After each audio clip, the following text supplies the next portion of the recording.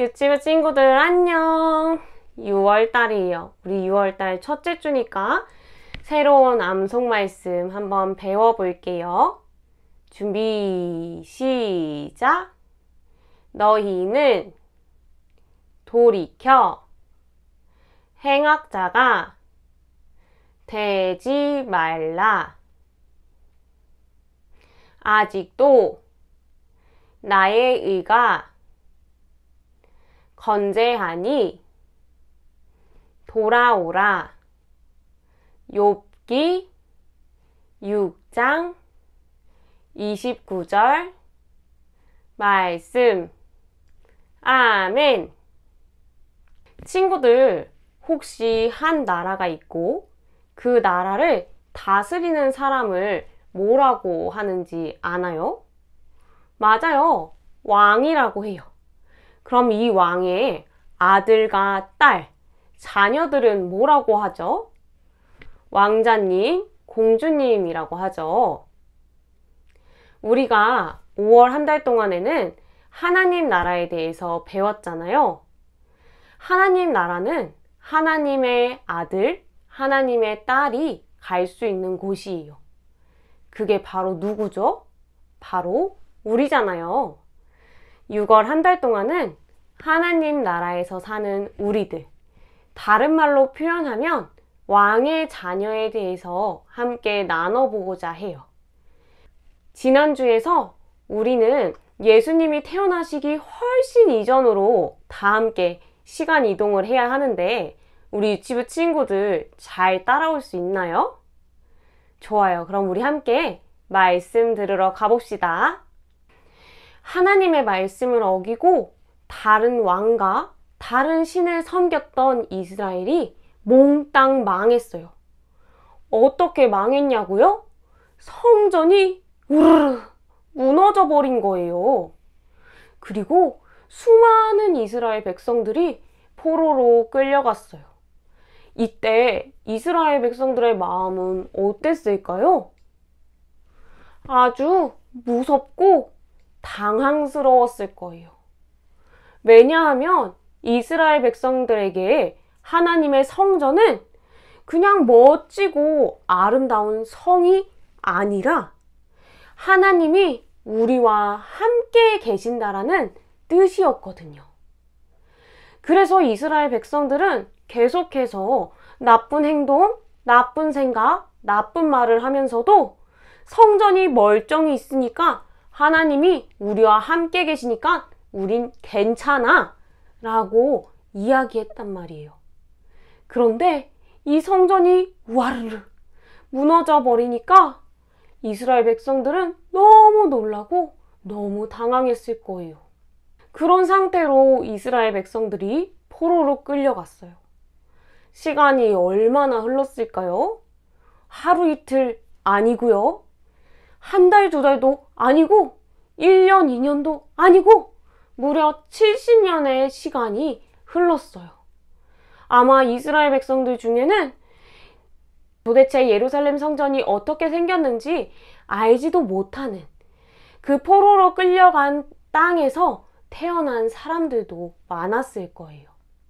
그리고 이스라엘 백성들은 마치 처음부터 자신들이 노예였던 것처럼 그 땅에서 포로로, 노예로 생활을 하고 있었죠.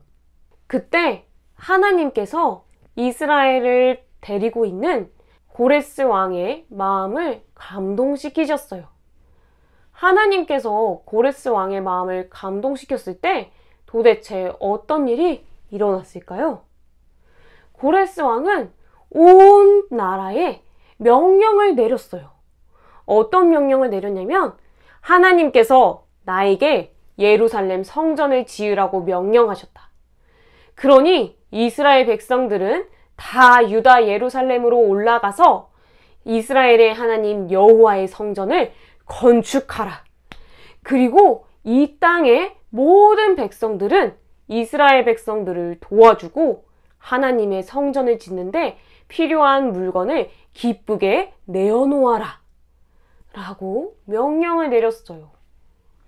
심지어 고레스 왕은 자신이 보관하고 있던 예루살렘 성전의 그릇들을 몽땅 창고에서 꺼내어 이스라엘 백성들에게 주었지요. 고레스 왕은 이스라엘 사람도 아니고 하나님 말씀에 대해서 배워본 적도 없는데 어떻게 이런 일이 일어났을까요? 정말 이상한 일이죠. 그리고 이 다음엔 또 어떤 이상한 일이 일어났을까요? 고레스 왕의 명령이 온 땅에 떨어지자 나는 이제 하나님의 성전을 지으러 예루살렘에 가겠어! 라고 벌떡 일어난 사람들이 있었어요.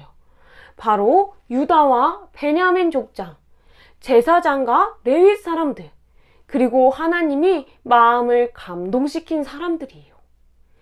이 사람들은 자신이 가진 것들을 하나님의 성전을 짓는데 기쁘게 드렸다라고 기록하고 있어요. 그런데 우리 친구들, 이 사람들이 이렇게 한 행동이 쉬운 행동일까요?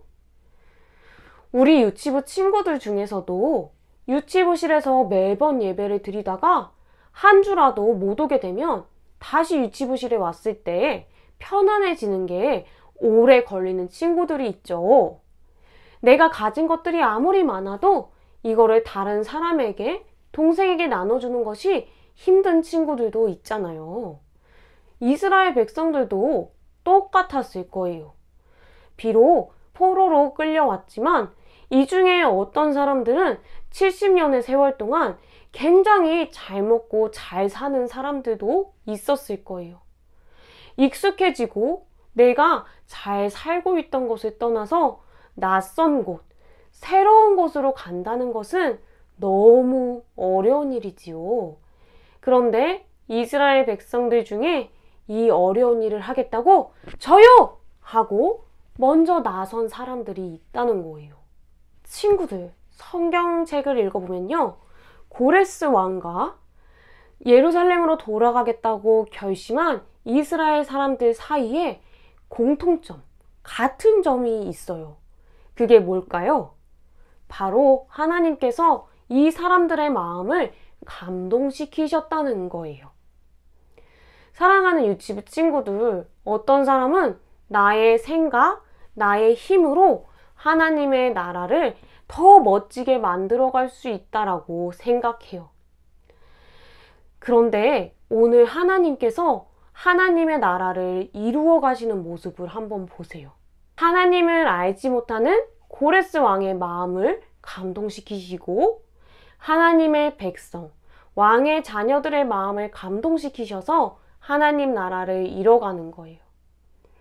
우리 하나님은 참 좋은 분이셔서 누구에게도 함부로 억지로 하지 않으시고 그 마음을 부드럽게 따뜻하게 감동시키셔서 하나님 나라를 튼튼하게 지어가시는 거죠. 사랑하는 유치부 친구들, 우리는 모두 왕의 자녀들이에요.